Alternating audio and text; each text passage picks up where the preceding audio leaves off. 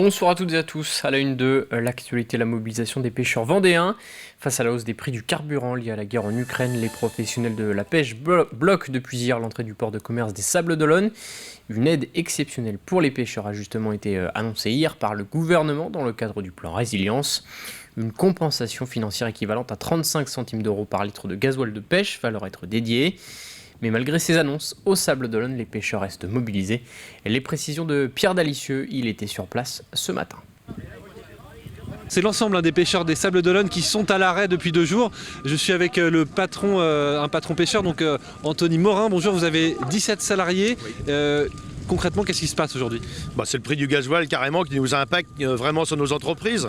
Moi, il y a 15 jours de ça, je faisais mon plein, ça me coûtait 12 000 euros simplement pour ma paire de pélagique, un sachet de croix de vie. Et là, en ce moment, il me coûte 20 000, quoi. 20 000 euros, quoi. On comprend bien que c'est difficile. En gros, aujourd'hui, vous sortez, vous perdez de l'argent, c'est ça, hein ? C'est même pas perdre de l'argent, c'est que le seuil de rentabilité, il est dépassé.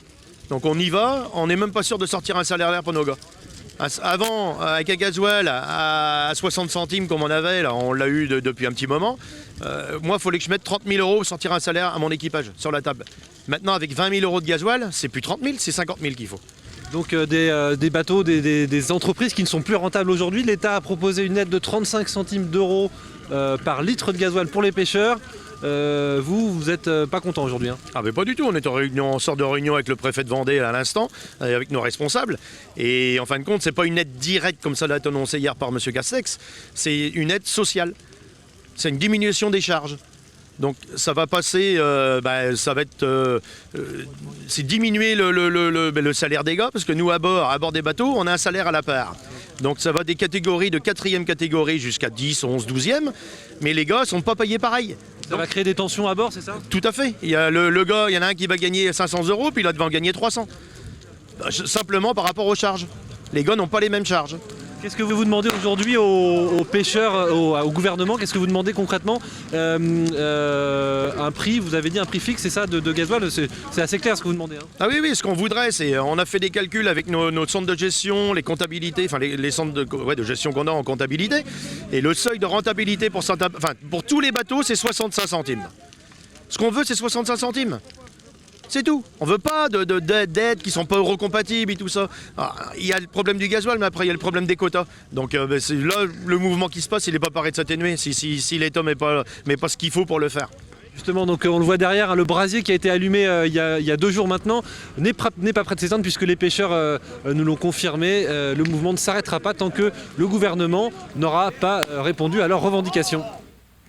Et à noter également que la filière pêche a débloqué 6 millions d'euros ce mercredi pour amortir la hausse des prix du carburant. Dans le reste de l'actualité, partons à la rencontre de Ginette Kolinka. À 97 ans, cette survivante d'Auschwitz continue de témoigner dans des établissements scolaires. Il y a quelques jours, elle a pu raconter son histoire et échanger avec des élèves d'un collège de Montaigu-Vendée. C'est un reportage d'Alexia Janet et Grégoire de Châtillon. Dans ces miradors. Ils sont la dernière génération à rencontrer un témoin de la Shoah.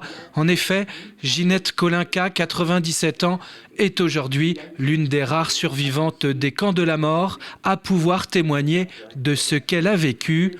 Pendant longtemps, cette femme pleine d'humour, toujours prête à blaguer, n'avait pas souhaité transmettre son histoire et l'horreur de l'entreprise d'extermination systématique menée par l'Allemagne nazie contre le peuple juif.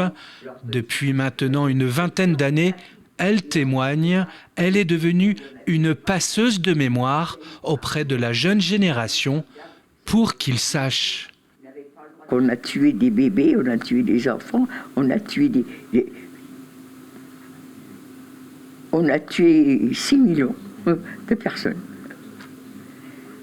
dans le monde parce qu'on était juifs. Rescapée du camp d'extermination d'Auschwitz, son témoignage est fort.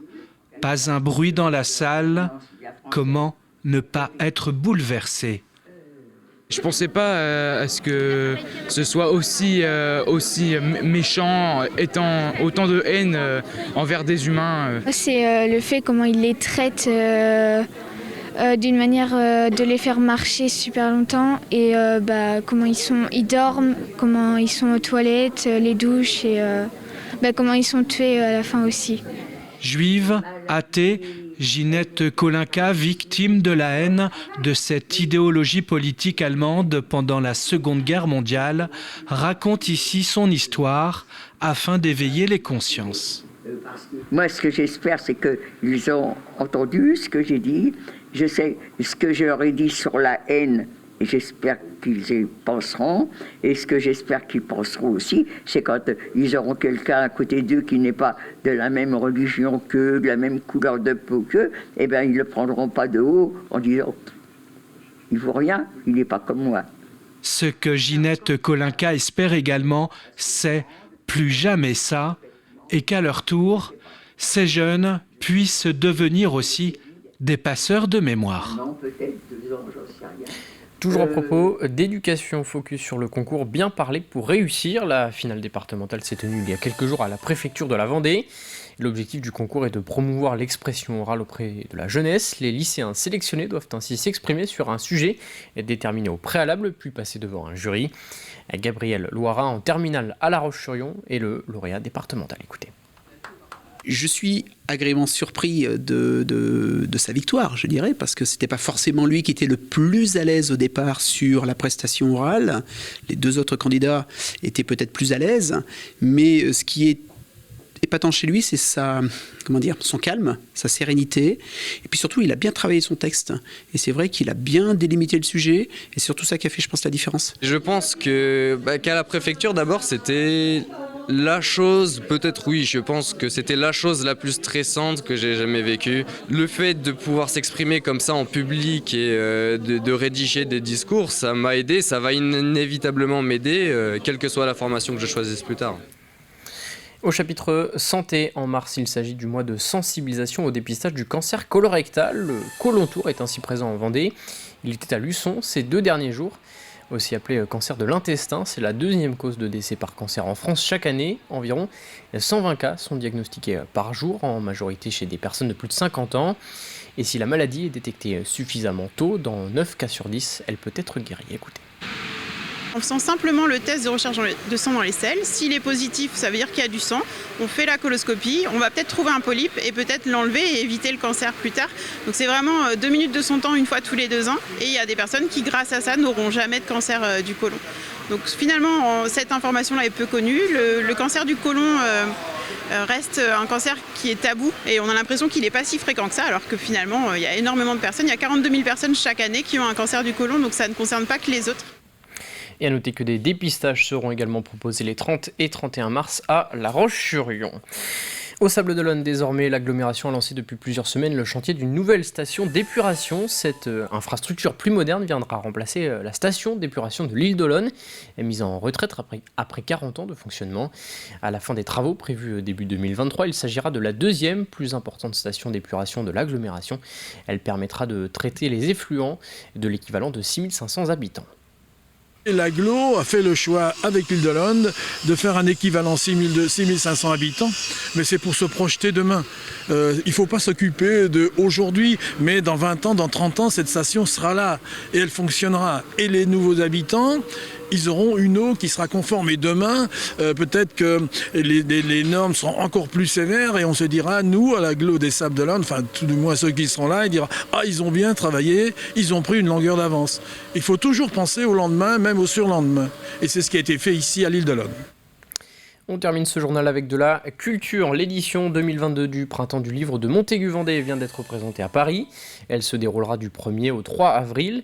Après 2 dernières éditions annulées en raison de la crise sanitaire, le Printemps du Livre revient dans le centre-ville de Montaigu. Clara Dupont-Mono est la présidente de cette 32e édition.